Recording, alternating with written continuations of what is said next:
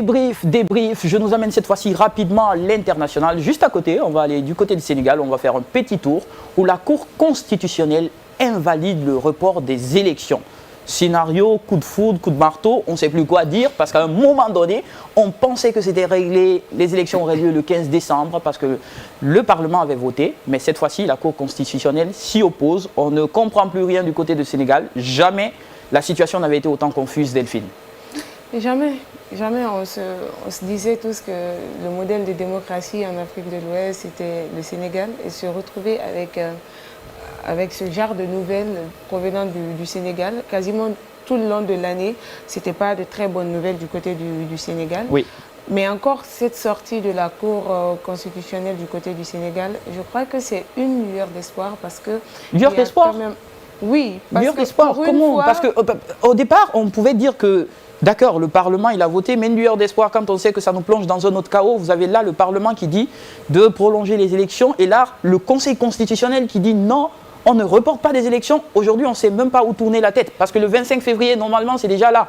Mais on ne peut pas tenir ces élections dans de telles conditions. Moi, je trouve que la tension va s'accentuer parce qu'on ne sait pas, ça tire le drap d'un côté ou de l'autre. C'est comme ça que toi, tu vois. Par contre, la Cour constitutionnelle n'est pas seule.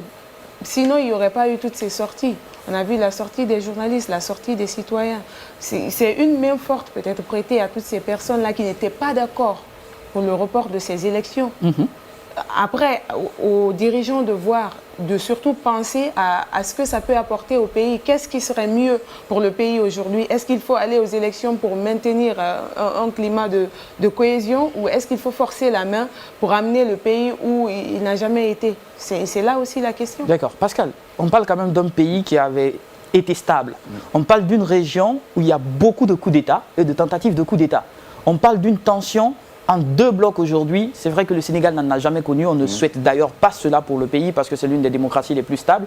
Mais aujourd'hui, est-ce que dans une telle condition, on a la capacité d'organiser les élections? Déjà, le 25 février, c'est pas possible. Le Conseil constitutionnel lui-même, il sait que c'est pas possible, mais il annule le report pour le 15 décembre. Dans de telles situations, comment on fait? On est perdu quand même. Non, on n'est pas perdu. Ah, on n'est pas perdu? Oui, le Conseil des sages a été précis et clair là-dessus. Parce qu'il faut juste rappeler déjà que Macky Sall a voulu reporter les élections pour que les élections soient bien organisées.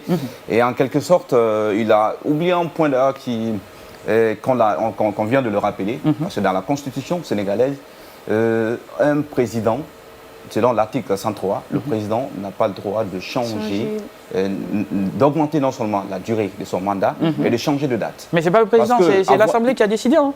Pardon? Il a fait voter une loi. Ce n'est pas lui qui a décidé, c'est le Parlement qui s'est réuni pour voter la loi, pour lui permettre de Non, mais c'est lui qui a continuer. annoncé. Il a fait d'abord un communiqué avant. Il y a eu un communiqué. Après, le Parlement est venu là-dessus, ils l'ont validé. Mais après, donc maintenant, le Conseil des sages est venu pour les rappeler que dans notre constitution, ça ne peut pas marcher. D'accord. Parce que Macky Sall, normalement, son mandat doit prendre fin le 2 avril. D'accord. Et s'il prolonge jusqu'au 15 décembre, ça veut dire qu'il aura plus, il aurait, comment je peux dire, violé la loi, la Constitution. Mais après... Et cela, le Conseil des sages a refusé. Donc je pense qu'à ce niveau, les élections auront bien lieu parce que le Conseil des sages a demandé aux électeurs d'aller aux urnes le 25 février. On est d'accord que les élections peuvent avoir lieu, mais dans de telles conditions, quand l'État même n'a pas mobilisé tout ce qu'il faut, l'arsenal, les bureaux de vote et tout ça, c'est vrai qu'on parle du Conseil des sages, c'est bien beau le Conseil des sages, mais aujourd'hui, la démocratie, c'est à la lumière des tests de loi. Au même moment où on conteste le fait que Macky